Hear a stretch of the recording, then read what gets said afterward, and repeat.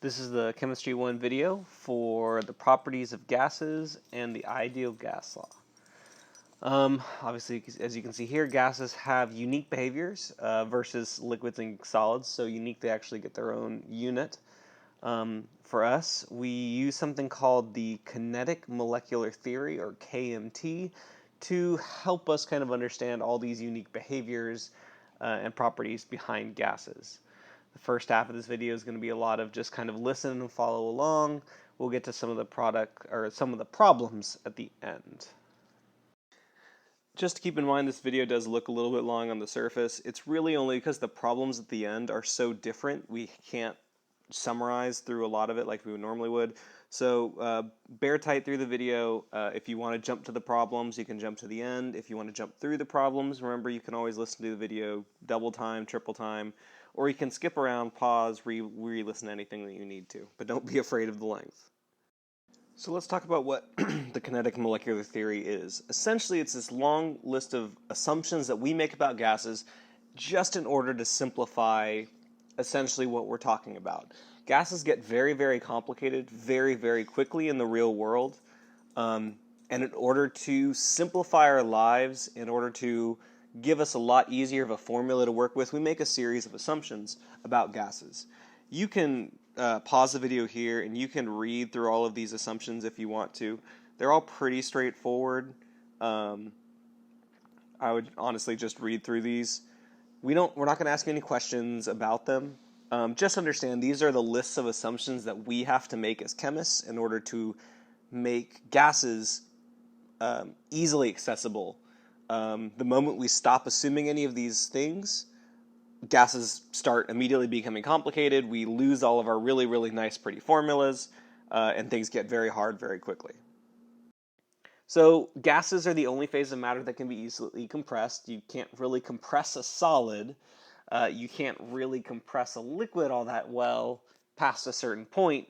But gases are pretty malleable. You can expand them, you can compress them, and they don't really offer a whole lot of resistance for the most part. That's because when it comes to gases, there are 4 variables that can change versus solids and liquids. They don't have as many options in the terms of what they can change. Gases have an unset volume and an unset shape. So because you have so much that is variable, so much unset, you can change their form very, very easily. We use 4 different variables to describe gases: how much gas you have, the amount, the volume of the gas, the pressure of the gas, and the temperature of the gas. So starting at the beginning with the amount, we use the lowercase n to symbolize the amount. And when we are working these problems, when we're talking about gases, we always talk about the amount of gases in terms of number of moles.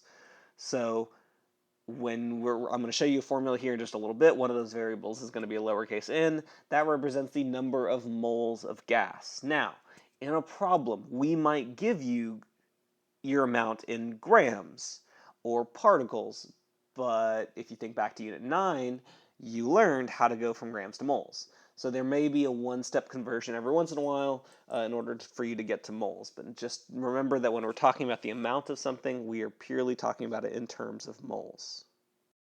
Our second variable is going to be volume. You know what volume is. It's the space that the matter takes up.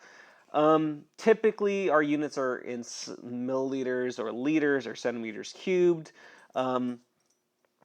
For at least the beginning of Unit 13, you are going to want to be working in terms of liters. So again, you know these conversions. 1 liter is 1,000 milliliters. 1 milliliter is 1 centimeter cubed. You've already memorized those. You've memorized those since Unit 1. But for right now, you're going to want to kind of get to and work almost exclusively in terms of liters. Do remember that because we know gases expand, if we know the volume of the container that holds the gas, you by extension know the volume of the gas itself. So if I have a 5-liter container that's full of gas, you know that the gas has a volume of 5 liters. It just shares the same volume as the volume of whatever container is holding it. All right, so third is our temperature, our T. We've talked about temperature back in the Unit 12 POGL, so you should have a pretty good understanding of what temperature is at this point. It's the average kinetic energy of particles. We measure our temperature in Celsius and Kelvin. For us, all of our calculations in the gas unit will only be done in Kelvin. That being said, we will give you temperatures in Celsius. It's going to be up to you to use your important conversion of Celsius plus 273 to turn your temperature into Kelvin so that you can use them in the formula. Essentially, remember, we are using the Kelvin scale in order to avoid having to potentially divide by 0. You're going to see a formula here in just a little bit where we potentially have to divide by temperature. We use the Kelvin scale to avoid potentially dividing by 0. Last but not least, we can look at pressure. You really get involved with pressure when you get to physics. But for now, understand that the measurement of pressure is just an amount of force over a particular area, a particular surface area. So if you can kind of imagine all of these hard spheres bouncing around a container, as those particles hit the container, they actually exert a force on the walls of that container. They push outwards on the container. That is what pressure effectively is. It's just an outward force that the gas is putting on whatever is trying to hold the gas in, the container. There's several units of pressure that we're going to look at. Atmospheres, ATM, millimeters of mercury, mmHg, torr, pascals or kilopascals, which we abbreviate kPa. We're mostly going to be dealing with those first two, ATM and mmHg, atmospheres and millimeters of mercury, and the last one, kPa, kilopascals. Remember, we've talked about standard temperature and pressure before. Standard pressure is 1 atmosphere. When we're dealing with the ideal gas law, again, which is a formula I'm going to show you here in just a little bit, you're going to want to be working in terms of atmospheres because that's the constant that we give you. But we could ask you pressures or ask you about pressures in any of those 3 units, ATMs, mmHgs, or kPas. We will give you the conversion, so don't worry about trying to freak out and memorize them. It'll be right there on your learning checks. It'll be there on your tests, and so you have it for your practice and your notes. 1 atmosphere is equal to 760 millimeters of mercury, which is equal to 101.3 kPa. So you can go from atmospheres to kPa, you can go from kPa to millimeters of mercury, you can go millimeters of mercury to ATM, you can go ATM to millimeters of mercury. You can basically jump around however you want to on those conversions. All of them equal each other. So again, STP, standard temperature and pressure, we've talked about it before back in the fall semester. Here it is again. So standard temperature is 0 degrees Celsius, which would be 273 Kelvin, right? 0 plus 273 is 273. And standard pressure is 1 atmosphere. You do need to memorize this. We will absolutely ask you about it. Please make sure you just kind of have it there in your back pocket. All right, so before we start working with all these different variables, pressure, volume, temperature, and the number of moles, we have a little idea here called Dalton's Law. Dalton's Law is pretty straightforward. It says that the total pressure of a mix of gases is equal to all of the individual pressures, which we also call partial pressures, of the gases added together. So if we look at that first question, a metal tank contains 3 gases, oxygen, helium, and nitrogen. It gives you the partial pressures of those 3 gases as 35 atmospheres for O2, 5 atmospheres for N2, and 25 atmospheres for helium. The question wants to know the total pressure. Well, Dalton's Law says that the total pressure is equal to the sum of all of those individual pressures. So I know that my partial pressure for oxygen is 35 atm. The partial pressure for nitrogen is 5 atm. The partial pressure for helium is 25 atm. So if I want the total pressure, I just have to add all those things up, which would give me a total pressure of 65 atmospheres. It's a pretty simple, straightforward idea. You're just adding the parts together to get the whole. Which brings us to our second question. A balloon contains a mixture of carbon dioxide and oxygen. If the total pressure of the balloon is 1.2 atm and the partial pressure of oxygen is 524 millimeters of mercury, what is the partial pressure of CO2, carbon dioxide? And it wants to know that in kPa. We're going to use that Dalton's Law formula. Think about what we know there. We know a total pressure and we know one of the parts. See if you can set up the equation so that you can solve for the other part. Pause the video here, see if you can set up the work, and the actual work with the final answer will pop up here in just a second.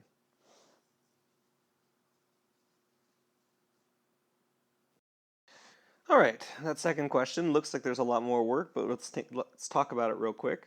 We have to use our pressure conversions to convert our total pressure and our millimeters of mercury to kPas so that we can find our final answer in kPas, because that's what the problem is asking for.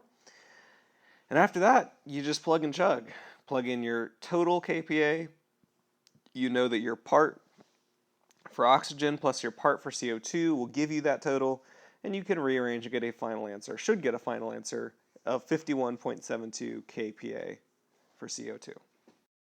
All right, so we talked about a bunch of variables: pressure, volume, amounts, and temperatures. Well, we're able to relate all of these variables with a single formula that we call the ideal gas law. It's called the ideal gas law because of those 6 assumptions that we made at the very, very beginning, that these gases are moving as solid spheres in straight lines with elastic collisions, with no attractions. When we make all those assumptions, we're able to get a fairly straightforward relationship. PV equals nRT. We call it the ideal gas law. So P stands for your pressure measured in atmospheres. V is your volume, specifically measured in liters.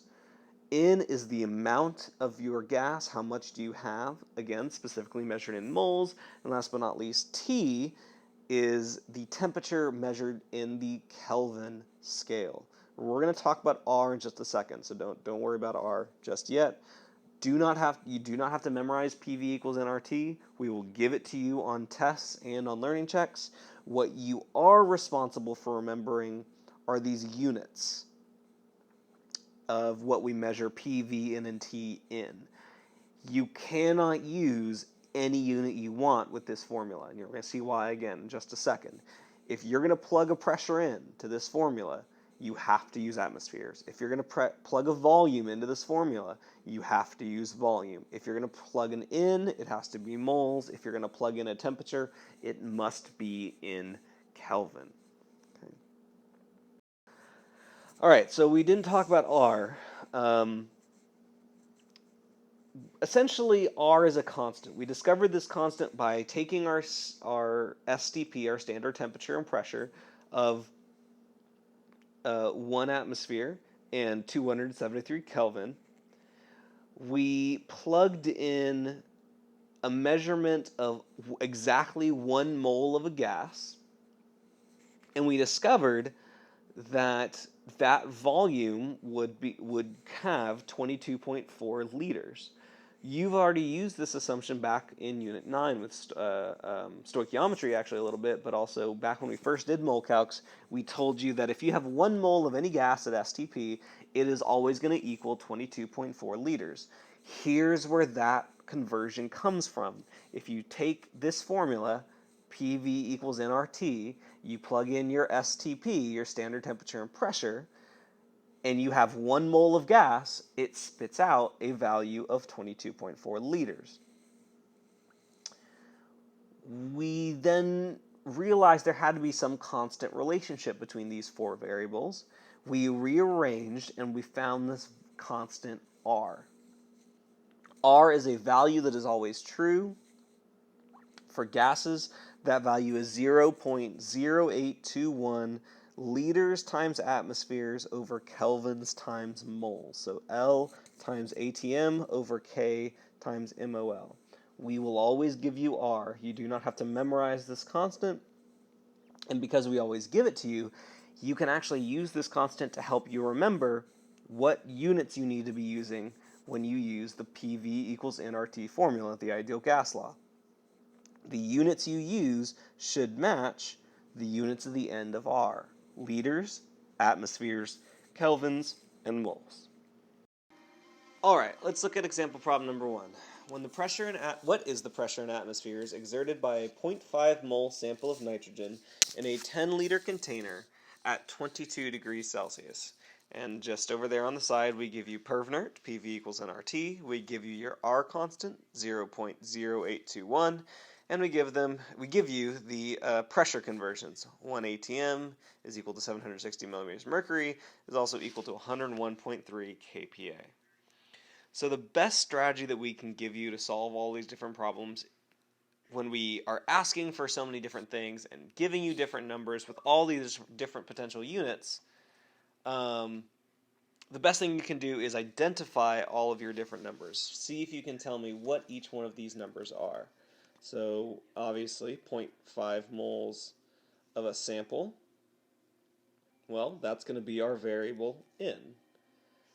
A 10-liter container, well, there's going to be my variable V. Pressure, what I'm looking for, well, that's going to be my variable P. Seems I can kind of write it just a little bit. There we go. And last but not least, 22 degrees Celsius right there at the end. That is going to be my T. So it will really help you with these problems to identify all your different numbers and all which variables they represent. N needs to be in moles, but luckily N is already in moles. Volume, V, needs to be in liters. It comes in liters. Temperature, however, needs to be in Kelvin. So before you can really do anything, you need to make sure you change your temperature from degrees Celsius into Kelvin. So 22 plus 273 gives you 295 Kelvin. So there's our new temperature. And we're going to need PV equals nRT to solve for pressure. You have a couple of options here. You can either plug in all of your numbers and then do some algebra, rearrange, and solve for pressure, or you can rearrange and then plug in your numbers. I always lean more towards the rearrange first because it means, honestly, kind of less writing. So if we're going to solve for pressure, we're going to divide both sides by volume, and we get pressure is equal to N times R times T over V. From here, it really just kind of becomes a plug and chug type problem.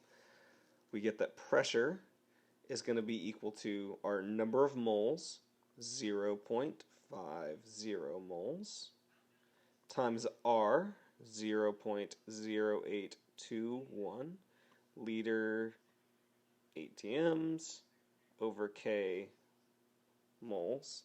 I'm going to make that one a little bit clearer here. Give me 1 second. Rewrite those units. Liters atm over K moles. So we have our N, we have our R, then we're going to add in our temperature. I'm going to shrink this down just a little bit. So we got our N, our R, our T, 295 Kelvin, all divided by our volume, which is 10.0 liter. Another big help when it comes to these problems is include all of your units so that when you start working through your algebra, you can make sure everything is canceling out except for the one thing you want. You're solving for pressure. So in our R constant, the unit we should end with, the only one we should be left with, is atmospheres. Well, moles will cancel out moles, K will cancel out K, liters cancels out liters, and sure enough, I'll be left with atmospheres. So now that we've checked our units, all that's really left for us is to take our numbers and plug them into our calculator. 0.5 times 0.0821 times 295, all divided by 10, and we get a pressure of 1.21 atmospheres. And that's it. We end with atmospheres, and our question wants us to get our pressure in atmospheres. So we don't have to do any unit conversions. All right, now let's look at example 2. This one's going to require a little bit more upfront work. So question 2 says, how many moles of gas are present in a sample with a volume of 475 milliliters, a pressure of 745 millimeters of mercury, and a temperature of 27 degrees Celsius? So just like we did in example 1, let's go through and identify our variables. We're going to be looking for moles of gas. Well, that's going to be N. We have a volume of 475 milliliters, a pressure of 745 millimeters of mercury, and a temperature of 27 degrees Celsius. Now, before we start plugging things into PervNert, we got to check our units. When we put a volume into PervNert, PV equals nRT, it needs to be in liters. Well, right now, I have a volume of milliliters. So before I can use it, I have to convert it into our right units. So 475 milliliters, in dimensional analysis, there's 1,000 milliliters in 1 liter. So I get that 475 milliliters is equal to 0.475 liters. We have a temperature in Celsius, so just like in example 1, we got to do a little bit of a conversion with that. 27 degrees Celsius plus 273 will give me a Kelvin temperature of exactly 300 Kelvin. And we have a pressure in millimeters of mercury, but in order to use our pressure in PV equals nRT, we need to have it in atmospheres. So last but not least, we have to do a single conversion where we take our 745 millimeters of mercury and use our pressure conversion to go from 760 millimeters of mercury to 1 atm, which we plug into our calculator, and we get that 745 millimeters of mercury is equal to 0.980 atm. So a lot of prep work just to make sure that we're in our right units. Easiest way to remember what units we need is look at your R constant that we give you. It's right there. All of the units need to be exactly what our constant units are. So liters, atmospheres, kelvins, and moles. You need to do your best to make sure that you're matching each of these types of units to the exact units that you need to be for R. Once they match, so I have my liters, I have Kelvin, I got atmospheres, I can just take my work and plug in my numbers for PervNert. I can turn this problem into another type of just kind of plug and chug problem. PV equals nRT. I'm solving for N, so I'll do a little bit of algebra up front. Divide both sides by RT. And I'll get that N is equal to PV over RT. I know my pressure is 0.980 atm. I know my volume is 0.475 liters. Oops, there we go, give it a little bit more space. Getting real small now, but we're almost done. There's my volume. We got my R, 0.0821. And we got my T of 300 Kelvin. And again, it's going to help you if you include all your work. So if you included your units for R, liters, atm, over kelvins and moles, you'll see that kelvins cancel out, moles will not cancel out, excuse me. So I'm going to rewrite that so that we have it. Oops. K and moles. Kelvins cancel out with those kelvins, liters cancel out with liters, atm cancel out with liters, and I'm left with moles. So when I plug in my numbers to my calculator, I will end with the units of moles. So I get that 0.98 times 0.475 divided by our R constant of 0.475 0.0821 divided by 300 is equal to 0.019 moles of gas. So again, units are going to be the trickiest part to these problems. Make sure that you're matching your units to R so that when you plug them in, so that essentially when you're plugging them in, you're plugging in units that will cancel out your R value constants, or the units of your R value constant. There we go. All right, now let's look at example number 3. What mass of chlorine is contained in a 10.0 liter tank at 27 degrees Celsius and 3.5 atm, 3.5 atmospheres? So, just like we did in examples 1 and 2, let's go in and label some of our variables. So 27 degrees Celsius is going to be our temperature. 3.5 atmospheres is going to be our pressure. 10 liters is our volume, which means we have to figure out what the question is asking for, and it's asking us for mass. Well, mass is M, and we don't have M in our formula. We have PV equals nRT.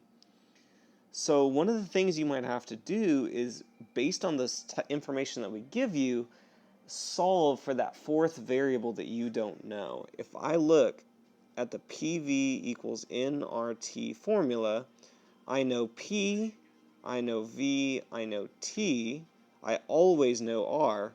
Well, the only thing I don't know here is N. So let's solve for N and see if that's going to be useful for us.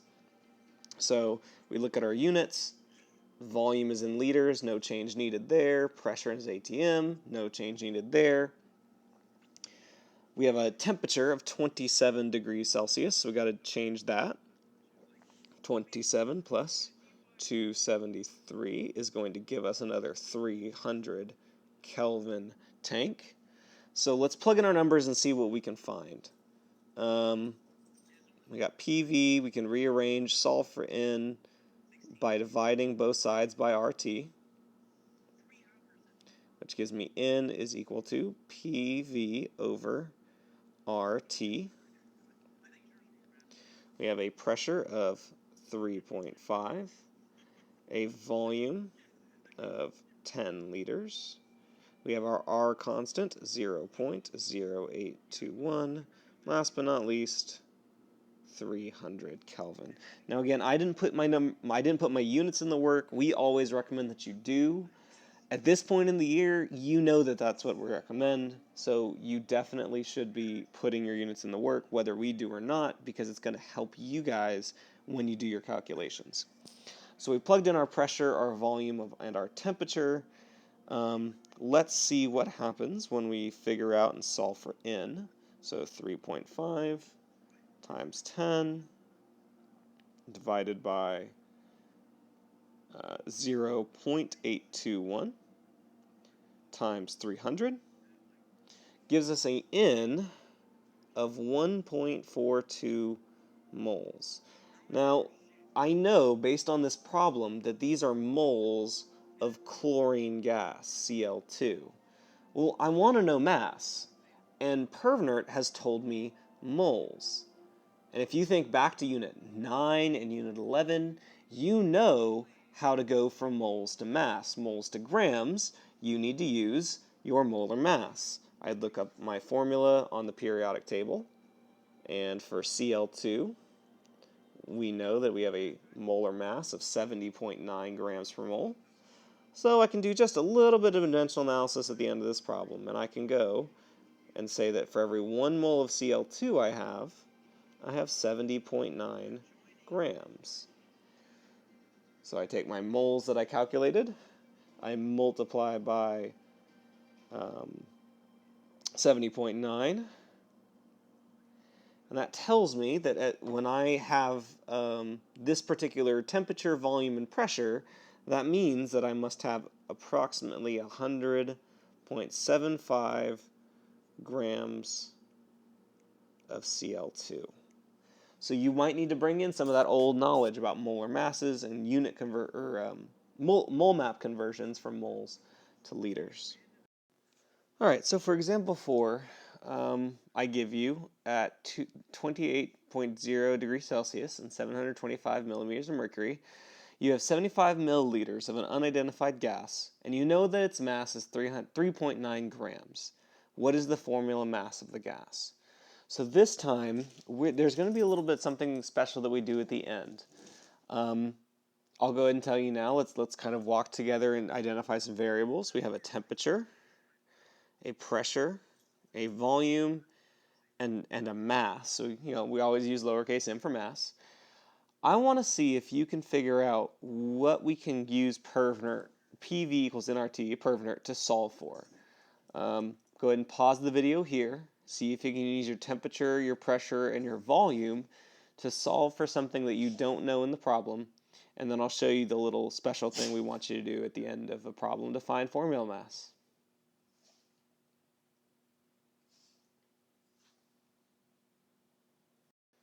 All right, so hopefully when you see that the temperature we give you is in Celsius, so you need to convert that to Kelvin. You see that the pressure we give you is in millimeters of mercury, so you convert that to atmospheres. We give you a volume that you then convert into liters. And then you use PV equals nRT, and you can solve for the number of moles, 0.029 moles of this mystery gas. If we look at the formula, or at the question, we want to solve for a molar mass, a formula mass, and we know those units are grams per mole. We're given grams. We just solve for moles.